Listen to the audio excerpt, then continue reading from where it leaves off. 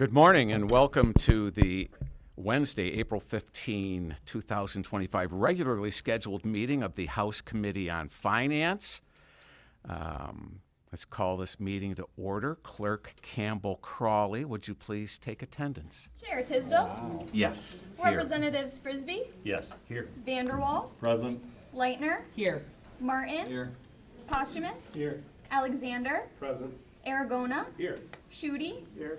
Hoskins? Here. Carter? He gave prior notice of being a little late. Neely? Here. Breen? Present. Young? Here. Pies? Mr. Chair, you have 13 members present. You do have a quorum. Okay, and Pies is on Zoom, correct, in attendance. Okay, very good. Need a motion to accept the minutes from the last meeting. Representative Young, make that motion. Thank you very much. We'll adopt those. No objection, unanimous consent. Considerations of substitutions. House Bill 4079 has an H2 substitution, and that basically allows for special assessments levied on or after October 1st, 2022 to be deferred along with the minimal interest that's charged on that. Need a motion to adopt. Representative Schuette, you'll do that. The clerk take the vote on that H2 resolution? On the motion substitution? on the motion to adopt the substitute, Chair Tisdale? Yes. Representatives Frisbee? Yes. Vanderwall? Yes. Leitner? Okay, I want clarity. This is to adopt the sub, not recommend it, right? Okay, yes. Yes. Okay. Martin? Yes. Posthumous? Yes. Alexander? Yes. Aragona? Yes. Schuette? Yes.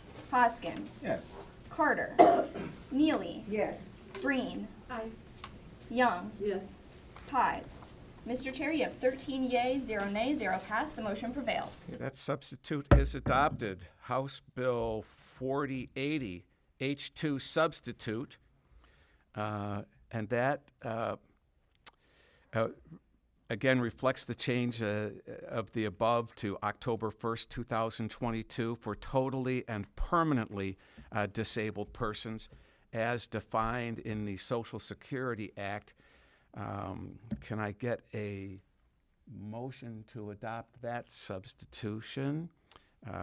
Representative Schuette.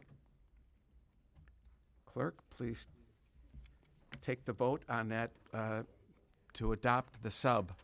On the motion to adopt the H2 substitute, Chair Tisdale? Yes. Representatives Frisbee? Yes. Vanderwall? Yes. Leitner? Yes. Martin? Yes. Posthumous? Yes. Alexander? Yes. Aragona? Yes. Schuette? Yes. Hoskins? Yes. Carter?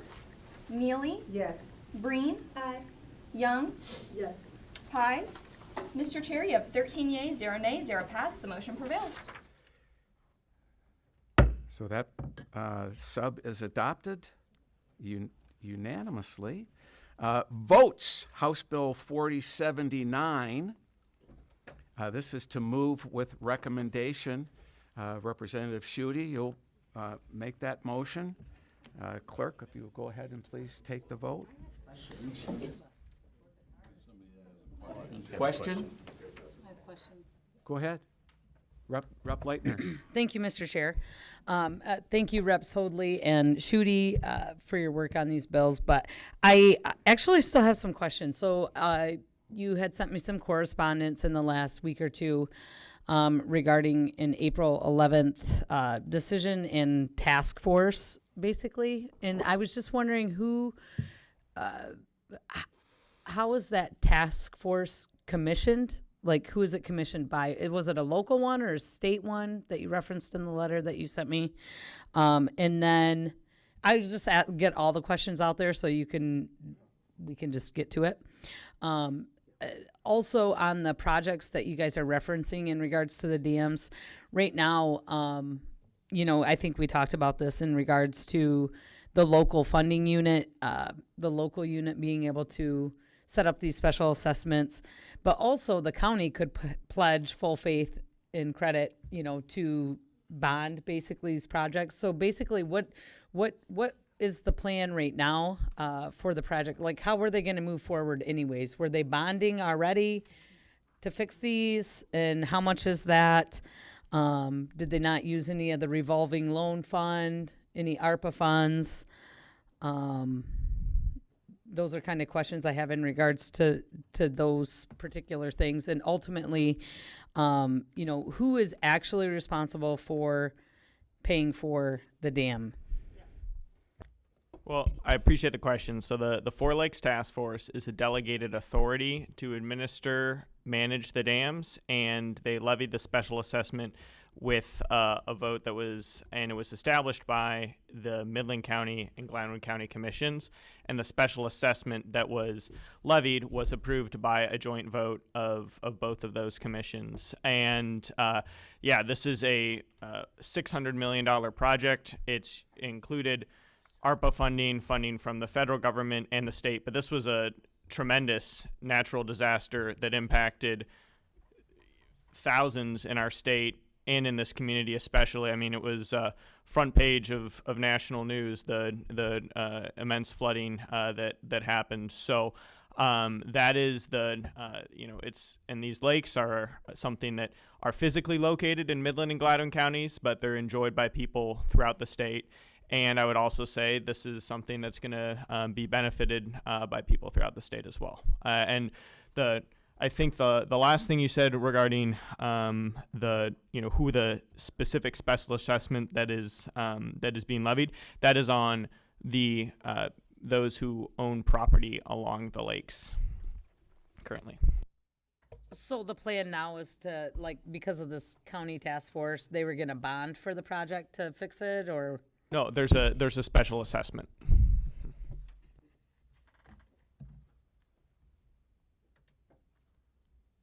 Okay.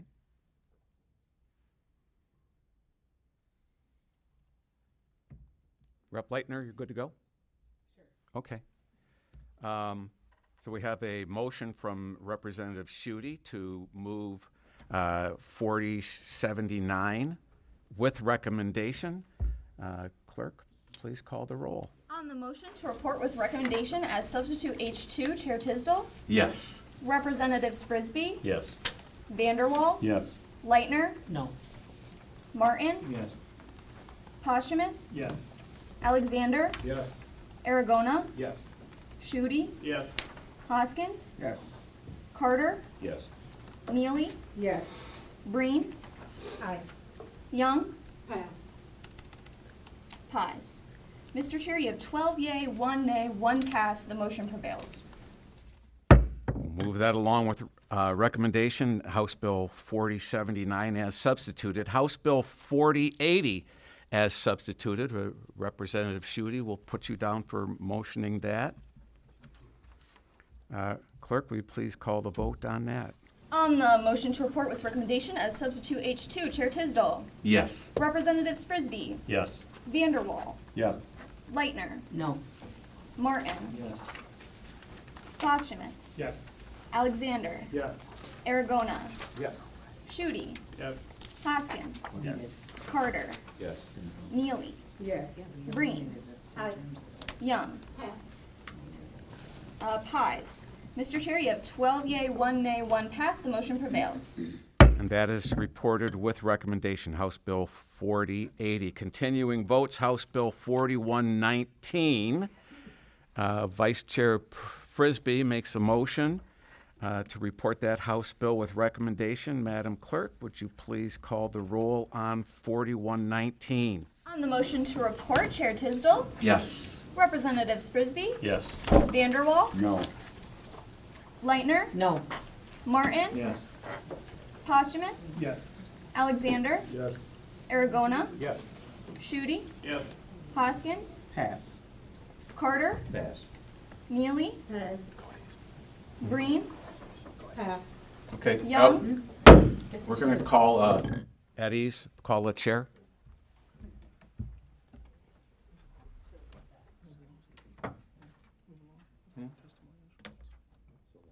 Just go to that. What are we, what, are we missing something on our side? Yes. We had two no's. Okay. So, can you just clear the vote now, or what do we have to?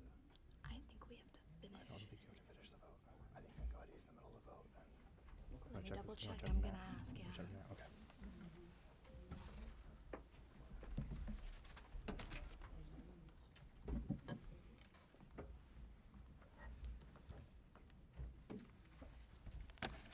And just put 4120 on hold.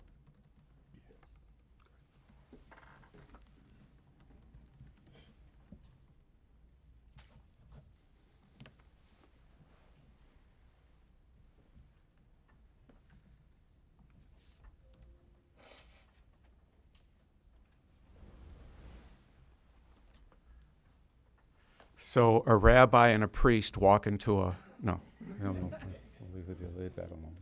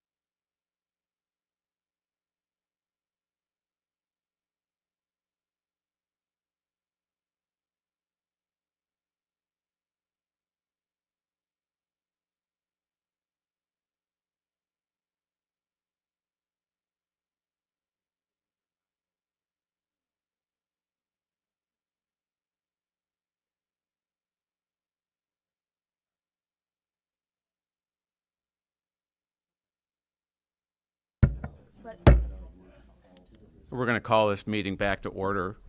We have a motion from Vice Chair Frisbee to clear the board. That makes the motion to vote on, removes the motion to vote on 4119. And without objection, that is so ordered.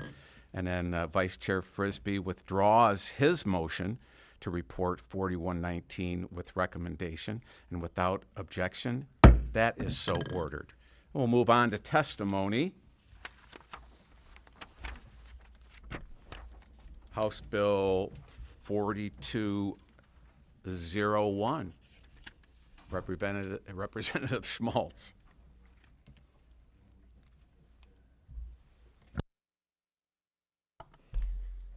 Good morning. Thank you, Mr. Chair and Committee, and happy birthday, Rep. Leitner.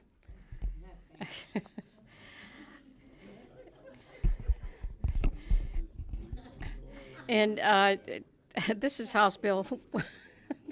This is House Bill 4201. In 2023, the legislature enacted changes that recognizes the sacrifices of our dedicated first responders, that what they do for our communities, by eliminating the tax on their pension or retirement income. Almost all of our community heroes qualify, including police officers, firefighters, state police troopers, and corrections officers who work in the county jails. For reasons that I don't understand, our state corrections officers were not included in that. Correcting this oversight is an issue that's very important to me and the people I represent. My bill is simple. It would add the state corrections officers to this list. By including our state corrections officers, we'll show our gratitude for the brave men and women who face some of the toughest conditions in public service every single day. I'm in prison all the time, just visiting. I meet with I meet with Good corrections. clarification. Yeah. I meet with corrections officers quite often, and what they all tell me is that they need help with retirement benefits. They want to know that their difficult, often thankless work will be recognized and rewarded. Our state corrections officers have spent decades working long shifts in stressful and often dangerous environments. They deserve the same financial security in retirement that other first responders receive. We must fix this disparity and show these men and women the respect that they have earned. It's no secret that Michigan is facing a serious shortage of state corrections officers. It's a crisis that puts both state and inmates at risk, and it's a public safety issue. My bill takes a step toward addressing that issue by helping to attract new recruits and, just as importantly, retain the experienced officers that we already have. While this isn't the only solution to our staffing crisis, it's a critical first step. It sends a clear message that we in Lansing appreciate our state corrections officers, value their service, and are committed to having their backs. Thank you. Okay. We had spoken very briefly. My understanding is that right now we have about a 25% annual turnover among corrections officers. You know, there used to be a time, I remember in the 80s, when we had a waiting list for state corrections officers.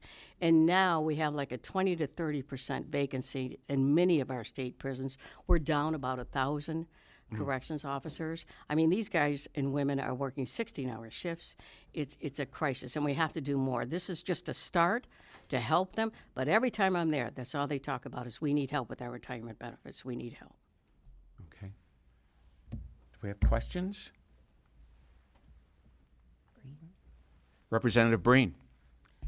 Thank you, Mr. Chair, and thank you, Rep. Schultz, for bringing this forward. While you were working on this bill, did you speak to a lot of corrections officers about their working conditions and how they're faring? Constantly. Okay. Since obviously, when I was in the news, I covered the riots in the 80s at the Jackson State Prison. So I've been dealing with the prison situations for a long time. In your discussions with them, did you by chance discuss the fact that maybe reopening the pension system to allow corrections officers to join with MSP so that they may be able to get pensions themselves? Actually, we have a bill in the works that will deal with that, and that will be coming up. Is that similar to the one that was passed last year? We would like to put the corrections officers in a hybrid type of system, like the state police. We're still working on Yeah, that. but we'll keep it to this. Yes. This is just bill, specific to but- this, adding them, tax-free pensions and retirement. That's what we're dealing with right now. Okay. Thank you. Thank you. Any other questions? Okay, we have a substitute from Representative Tyrone Carter for House Bill 4201. Representative Carter, would you like to discuss this? Yes, thank you, Chair.